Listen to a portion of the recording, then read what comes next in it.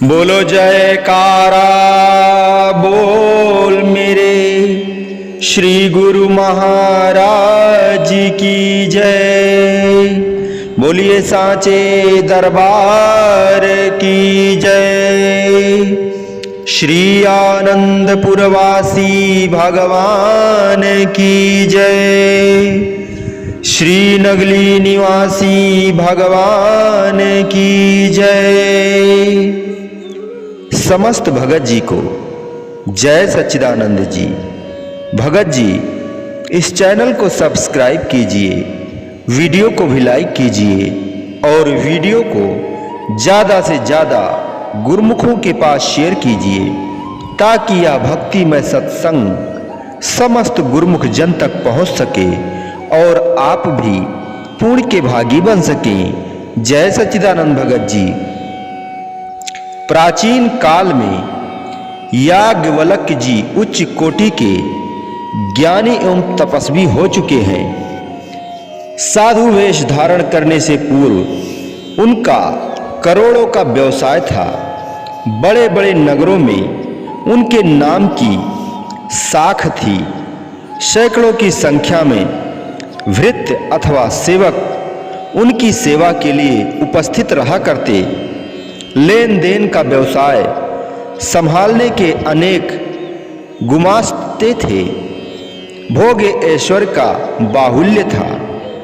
तात्पर्य यह कि किसी बात का कोई अभाव नहीं था। एक महात्मा के सत्संग के परिणाम स्वरूप उनके चित्त में जगत के प्रति वैराग्य का अंकुर फूटा। जीवन की कट अनुभूतियों द्वारा भी उन्हें यही शिक्षा प्राप्त हुई कि जगत में सार कुछ नहीं है और न ही सांसारिक भोग ऐश्वर्य में मानसिक शांति तथा आत्म संतुष्टि का नाम है। अतएव उन्होंने जगत को त्याग कर परिव्राजक होने तथा भजन भक्ति में मन लगाने की ठानी। उन्होंने सोचा कि घर त्यागने से पूर्व अपनी अतुल्य संपत्ति एवं धन का बंटवारा अपनी दोनों स्त्रियों में कर दें, क्योंकि संतान व अन्य सगा संबंधी न होने से संपत्ति की उत्तराधिकारिणी वह दोनों ही थीं। उन्होंने दोनों को बुलाकर कहा कि जगत के भोगों से मेरा मन उपराम हो गया है। मैंने अनुभव किया है कि सांसारिक ऐश्वर्य वैभव आदि में मानसिक शांति की उपलब्धि असंभव है। अतः मन शांति की खोज में वन गमन करने का मैंने संकल्प किया है। अब मैं संतों की सेवा और भजन भक्ति के द्वारा शाश्वत सुख की प्राप्ति करना चाहता हूँ। अपनी संपत्ति को तुम दोनों में समान रूप से बांट देने के लिए तुम्हें बुलाया है। कात्यायनी तो तुरंत संपत्ति का अपना भाग लेने के लिए तैयार हो गई, परंतु मैत्रेयी पति के मुख से धन विभाजन की बात सुनकर कहने लगी, यन्नुमायं भगो सर्वा पृथ्वी वित्तेन पुण्यास्तु स्यान्वहं तेनामृत। पद्यार्थ। खा दे दे आप कुल दुनिया की भी दौलत मुझे, बख्श दे खाह दो जहां की सल्तनत सरवत मुझे। इससे क्या मैं अमर पद को ए प्रभु पाऊंगी, या कि शाश्वत शांति और आनंद इससे पाऊंगी। शोक और संताप से, सुख दुख से, हर्ष और शोक से, क्या यह दौलत और बढ़ाई देगी छुटकारा मुझे। जन्मने मरने का चक्कर इससे क्या मिट जाएगा, और अशांति चित्त की इससे दूर हो जाएगी क्या। मैत्रेयी के इस गहन गंभीर प्रश्न के उत्तर में मुनि याज्ञवल्क्य जी ने कहा, यथैवोपकारवतां जीवितं तथैव ते जीविते स्यात्। अमृतस्य तु नास्ति वित्तेन। पदार्थ है असंभव यह कि मन को शांति दौलत से मिले, या अमर पद अथवा परम आनंद भी हाथ आ सके। हाँ, यह है संभव कि धनवानों में गणना हो तेरी, भोग और वैभव से हो भरपूर तेरी जिंदगी। परम आनंद और सुख की हो तुझे गर आरजू, अथवा हो अमर तत्व को पाने की तुझको जुस्तजू, तो समझ ले वह फकत है कामना के त्याग में और मालिक के चरण कमलों के दृढ़ अनुराग में।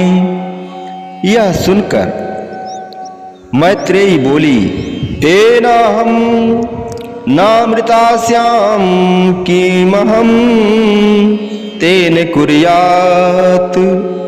पदार्थ ऐसी दौलत और सर्वत फिर भला किस काम की हो सके जिससे ना हासिल मुझको राहत नाम की। यह मुझे हरगिज नहीं दरकार बस ए नामदार, इसके बदले मुझको दीजिए चीज हो जो पायदार। नाम का उपदेश दीजिए बंदगी सिखलाइए, बंदा परवर मुझको अमृत भजन का पिलवाइए। मैत्रेयी ने उस समस्त संपत्ति वैभव आदि को ठुकराकर भोग ऐश्वर्य पर लात मारकर मुनि याज्ञवल्क्य जी से सच्चे नाम का उपदेश प्राप्त किया तथा भजन बंदगी में निमग्न रहने लगी। कुछ समय प्रांत मैत्रेयी की कात्यायनी से भेंट हुई। उसने उसको वैभव आदि में रहते हुए खिन्न पाया तथा मैत्रेयी ने पूछा, बहन, क्या आपको इन पदार्थों में सुख की प्राप्ति हुई है? उसने उत्तर दिया कि आपके मुखमंडल पर तो तेज झलक रहा है, आप तो शांतमयी दिखाई दे रही हैं। इसके विपरीत मेरे हृदय में तो दुख अशांति की अधिकाधिक ज्वाला धधक रही है। हर समय मन चिंता में निमग्न रहता है। अब आप ही मुझे मन शांति का कोई उपाय बतलाइए।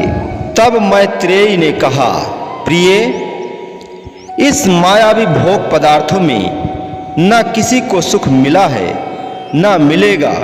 यदि इन पदार्थों में सुख होता तो हमारे स्वामी इतनी संपदा को छोड़कर भजन सुमिरन के लिए वन में न जाते। अतः आओ आप भी मुनि जी से दीक्षा ले लो और मानसिक शांति प्राप्त करो। उसके सदुपदेश को मानकर कात्यायनी ने मुनि जी से नाम दीक्षा ली और भजन बंदगी करने लगी। कात्यायनी ने भी शेष जीवन भजन भक्ति में निमग्न होकर सरल जीवन व्यतीत किया तथा परम पद की प्राप्ति की। संतों, ऋषियों, मुनियों के जीवन का अध्ययन करने से विदित होता है कि वास्तविक सुख सच्ची प्रभु शांति की भजन बंदगी करने में ही निहित है। संसार के सुख भोग तो अधिकाधिक दुख सागर के भंवर में डालने वाले हैं। जिसके हृदय में माया की एक इच्छा ने जन्म ले लिया और वह उसकी पूर्ति में संलग्न हो गया तो समझो कि एक इच्छा के बीच से अनेकों इच्छाएं पैदा हो गईं। इस प्रकार इन इच्छाओं को पूरा करने में उसका सारा जीवन व्यतीत हो गया। न उसको इस जीवन में सुख शांति मिली और न ही इच्छाएं पूर्ण हुई। सत्पुरुषों ने फरमाया है, आशा करता जग मुआ, आशा मरे न जाए, नानक आशा पूरिया, सच्चे शिव चितुलाए। तात्पर्य की मानो जीवन की सफलता तथा मानव का ध्येय यही है कि सत्पुरुषों के वचना अनुसार जीवन यापन करे, इच्छाओं की अग्नि को प्रचंड ना कर सच्चे नाम में दिल लगाए जब प्रभु भक्ति की एक आशा दिल में स्थान पा लेती है तो सब कामनाएं स्वतः ही पूर्ण हो जाती हैं। अर्थात किसी चीज की इच्छा ही मन में नहीं रहती, केवल एक प्रभु मिलन की शेष रह जाती है, जो कि मनुष्य जीवन के लक्ष्य का पूरक है। इसीलिए सभी गुरुमुखों से यह निवेदन है कि प्रतिदिन हमेशा सोते जागते उठते बैठते प्रभु का ध्यान करते रहें। और जो हमारे हुजूर सद्गुरु दाता दीन दयाल जी ने हमें नाम की दीक्षा दी है, उन शब्द को अपने मुख से हमेशा दोहराते रहें, कहते रहें, क्योंकि नाम के सुमिरन से ही भवसागर से पार होता है। गोस्वामी तुलसीदास जी ने भी श्री रामचरित्र मानस में लिखा है, कलयुग केवल नाम आधारा, कलयुग केवल नाम आधारा, सुमिर सुमिर नर उतरहि पारा। केवल आप सुमिरन करके ही भवसागर से पार उतर जाएंगे। इसलिए हर समय सोते जागते उठते बैठते अपनी आदत में डाल लो जो हमारे गुरुदेव हमारे हुजूर श्री सद्गुरु दाता दीन दयाल जी ने हमें नाम की दीक्षा दी है। वह नाम शब्द हमेशा अपने मुख से जपते रहो, और जब आपकी आदत पड़ जाएगी तो हमेशा वह नाम आपके मुख से निकलता रहेगा, चाहे आप ध्यान दें या ना दें। और अगर आपके मन में यह इच्छा होती है, नाम जाप करने में कठिनाई होती है, तब भी करें। अगर आपका मन नहीं लगता है तब भी करें, उससे भी उतना ही फायदा होगा। गोस्वामी तुलसीदास जी ने भी श्री रामचरित्र मानस में लिखा है, भाव कुभाव अनख आलस हूँ। गोस्वामी तुलसीदास जी लिखते हैं, भाव से या कुभाव से या आलस से, कहते हैं भाव कुभाव अनख आलस हूँ, नाम जपत मंगल दिसे दस हूँ। भाव से या कुभाव से या अनख से या आलस्य से अगर आप नाम का जाप करते हैं तो दसों दिशाओं में मंगल ही मंगल होता है, आपका मंगल ही मंगल होगा। इसलिए अपनी आदत डाल लो, हमेशा नाम का सुमिरन करते रहो, दुनिया के काम भी करते रहो, चलते रहो फिरते रहो, काम करते रहो, मगर मुख से प्रभु के नाम का जाप करते रहो। यही आदत आपको डालना है।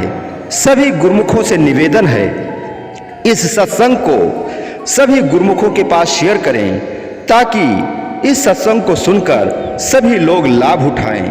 बोलो जयकारा बोल मेरे श्री गुरु महाराज की जय, बोलो साचे दरबार की जय, श्री आनंदपुरवासी भगवान की जय, श्री नगली निवासी भगवान की जय। समस्त भगत जी को जय सच्चिदानंद जी।